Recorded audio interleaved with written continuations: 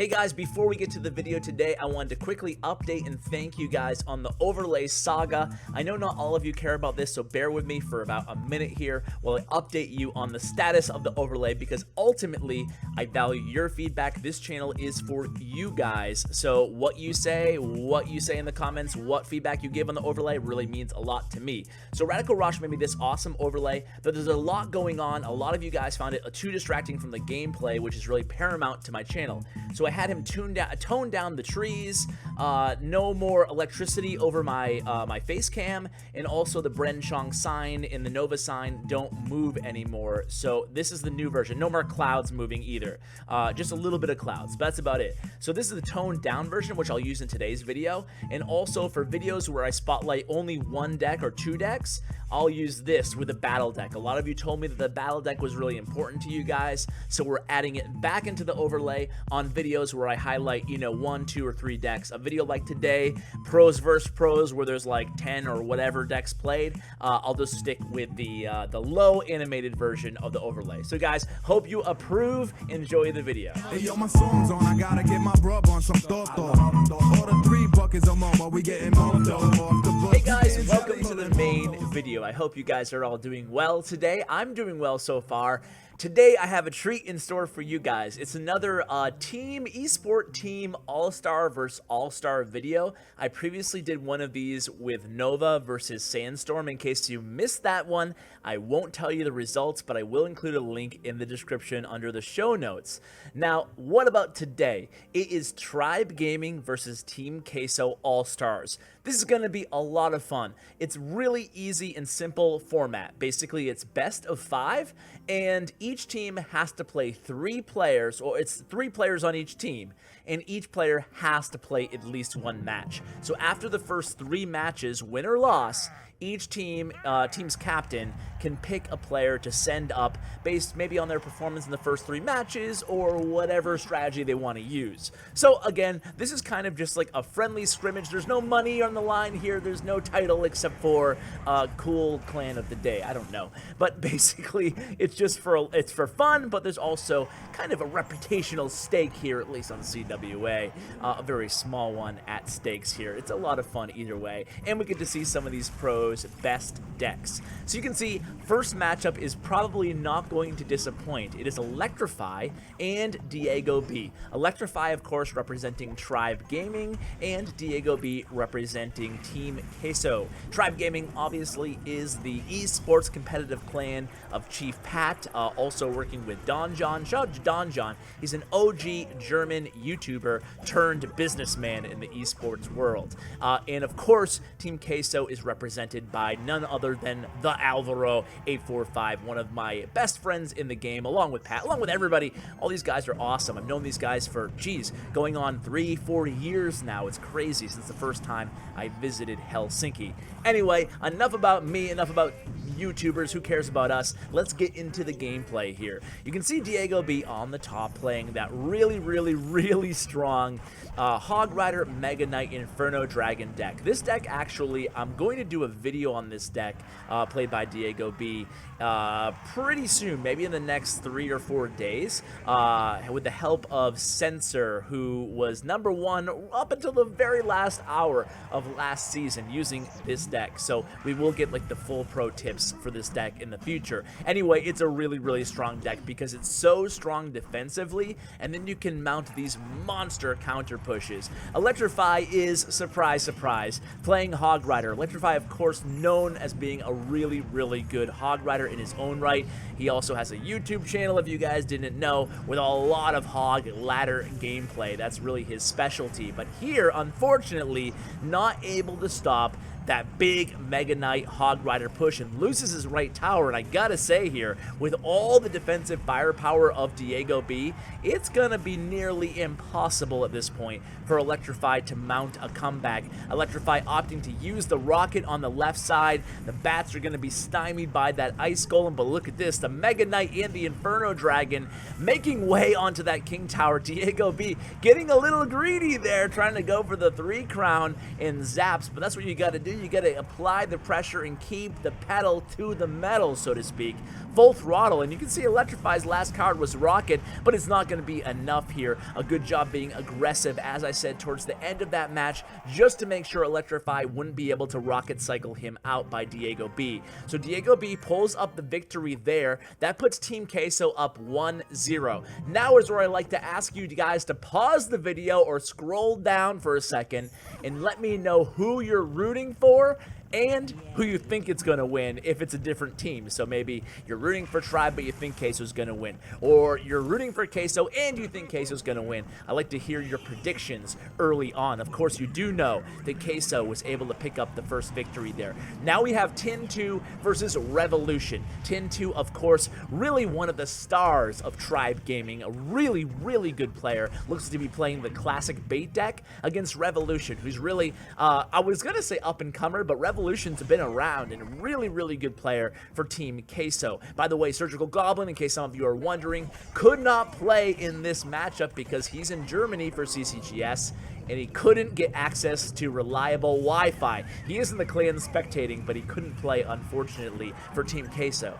Anyway, Tin2 starting out with a slight advantage here about 1 minute into this match. Mega Minion's going to not reach that left tower. Meanwhile, Princess survives to live another day. She's going to go ahead and move into that right lane. A good Ice Spirit to protect the Princess a little bit. A Cannon Cart played again by Revolution. So Revolution must be playing a graveyard deck here with Cannon Cart and Executioner and Tornado. So a really interesting deck here by Revolution. And there's the graveyard. So here it comes, a good log there by Tin2, opting to use the log there to stop that Cannon Cart from reaching anywhere near the tower vicinity on the left tower. And Princess actually doing a good job defending against that graveyard from behind her little perch there in the King Tower. She will finish off that Cannon Cart, of course, easily being able to outrange the Cannon Cart. So that was really good defense there by Tin2. And look at that. Really starts to go heavy, heavy, heavy here with the Knight and the Goblin Gang and the Princess behind. That was good defense there by Revolution.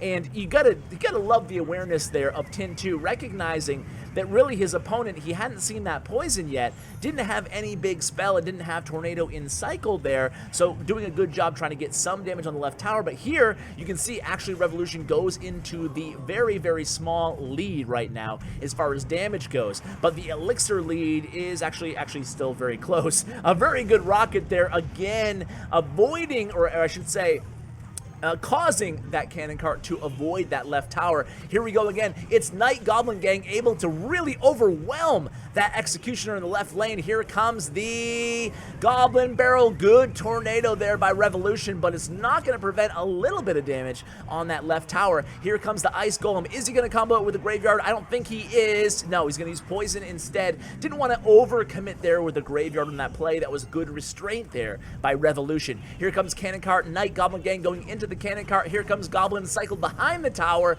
Both players just basically cycling at this point. Tin2 doing a good job using those logs just to keep getting chip damage there. Tornado being saved for, oh, look at this. Oh, man, pro play. That was a value Rocket Tornado there. Rocket Nado pulling the Executioner in range of the Rocket onto that left King Tower. What a great play there by Tin2. You know that Pat would be very proud of that move, Chief Pat, if you're watching. What a good player. I don't know if you want to sign him. Is it even allowed to sign players onto Tribe who are able to have such precision rocket placement? I don't know. Maybe. We'll see. Anyway, here he comes. It's a Knight used to block. Oh, good block by the Goblin Gang there. Tin2 is playing this matchup really, really well. And hey, Revolution is too. Really doing a good job saving that Tornado to avoid a lot of chip damage from those Goblin Barrels. But however, 651, this is big trouble here. Oh, another good Tornado Rocket. Boom! Tin2 punishing here with 2 Tornado Rockets, both against 5 Elixir troops, the Executioner and the Cannon Cart. Very, very good gameplay there. Now he just has to defend this. Oh, is he going to defend? Oh, man, he's taking a lot of damage with his poison, but luckily he was able to finish off the tower in the meantime with the Goblin Barrel. Very, very good job by Tin2 there. So now things are tied up 1-1.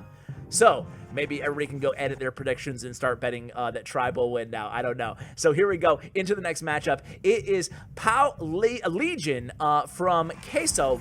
Another very, very good player. I think a lot of guys, when they saw that Pau was going to be playing, they were like, oh crap, this is going to be trouble here.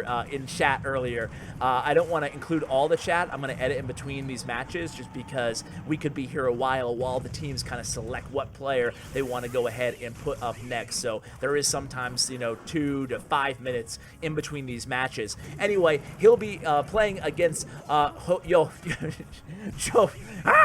Josefo. There we go. Yo, my American tongue is just no good. You guys know that. Anyway, here we go. It is an Ice Wizard. Josefo is playing the Ice Wizard Expo deck, which I love so much, but this matchup might not be the best for him. The Balloon Miner E-Wiz matchup. Basically a Balloon Cycle deck here being played by Pau, and the Expo is going to lock onto that left tower. What is going to happen here, though? The Bats and the Balloon pretty much overwhelm, but hey, a little bit of an advantage here, damage advantage at least, for Josefo here early on in this match.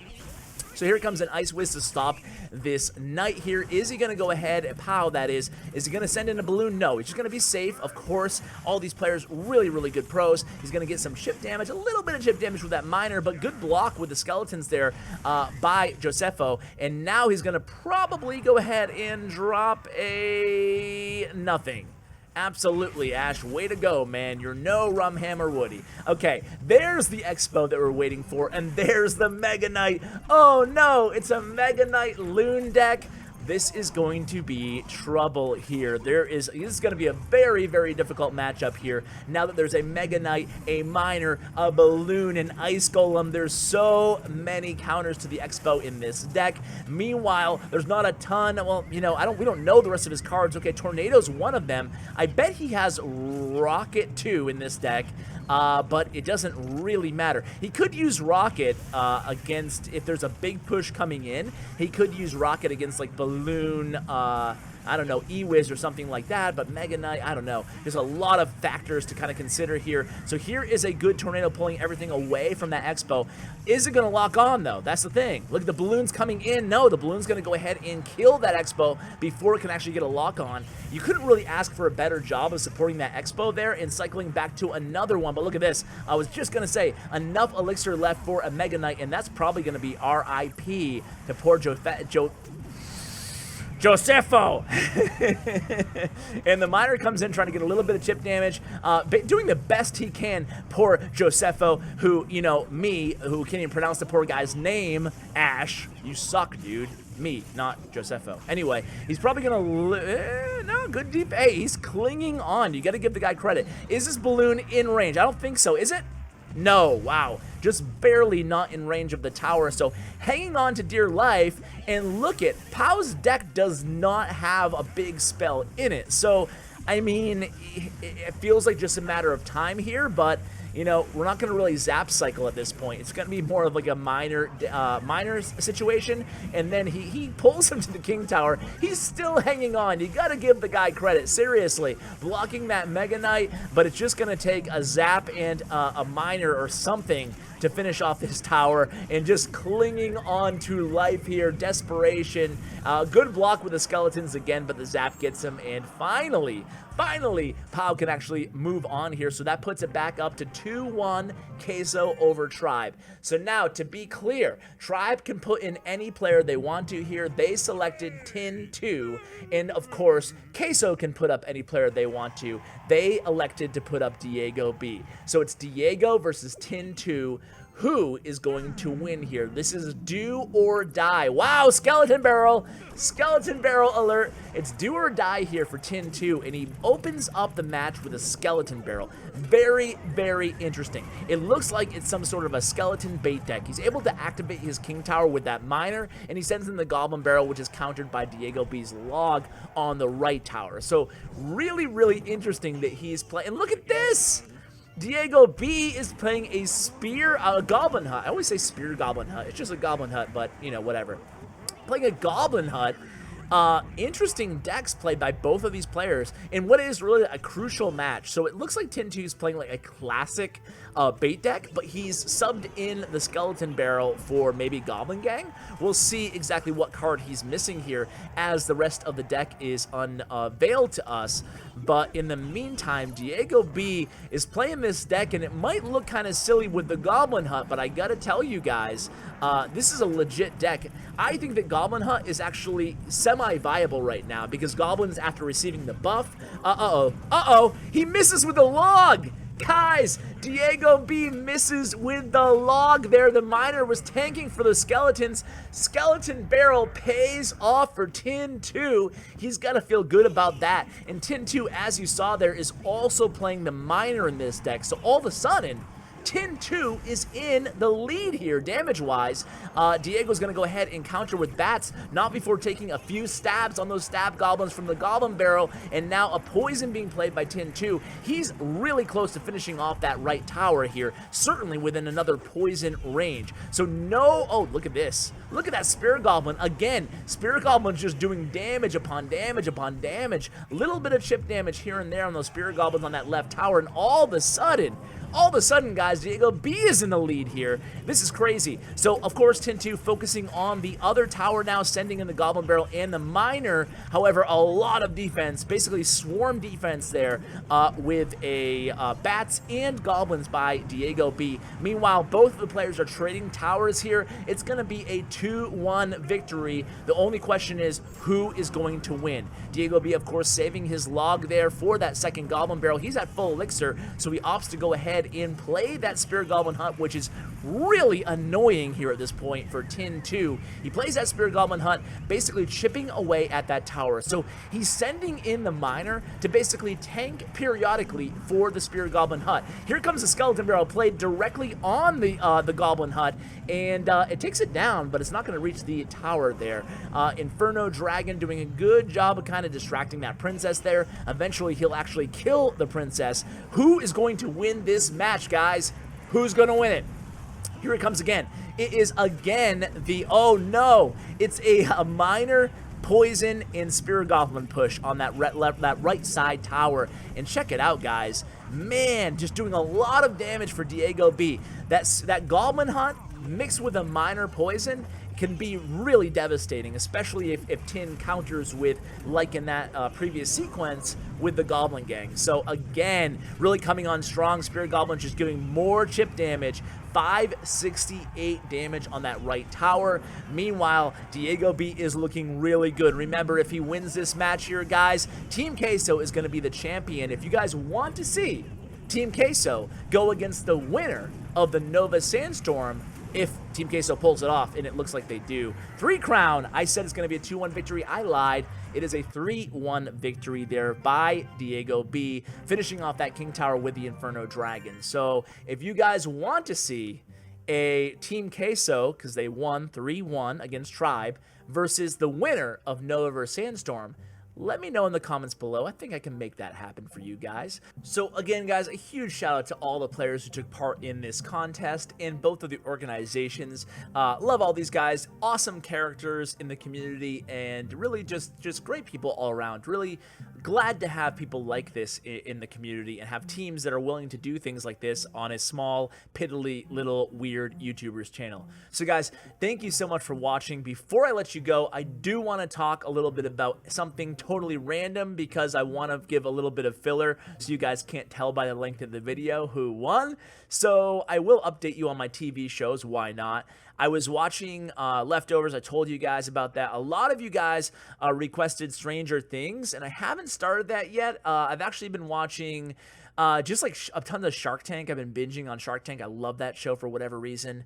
So I'm watching a lot of Shark Tank, watching like I listened to a podcast called Stuff You Should Know, and they did like a 2-hour, 2-part episode on The Simpsons. And this is, I grew up in like, you wouldn't know this from like such a burly, tattooed dude like me, but I grew up in like the strictest household ever, and we weren't allowed to watch like anything animated, really. It was like really bizarre, like from Tom and Jerry to The Simpsons. It was a big no-no, so I always had like kind of a weird negative connotation. But after listening to that podcast, I've kind of started binge watching The Simpsons, of all things, which is like, what, 30 years in the making or something ridiculous like that, 20 years. Either way, so that's what I'm watching right now. Simpsons, Shark Tank, and I'm actually watching it maybe not really PC to say in the climate of America, especially right now, but I'm watching a documentary series called Active Shooter on Showtime, which I think is actually really pretty well done. But yeah, that's what I'm watching right now. So I just want to thank you for the suggestions in the meantime. So guys, I think this is enough time probably that another 2 minutes. Yeah, that's perfect. So guys, just wanted to thank you for hanging all the way till the end of the video. I really appreciate it.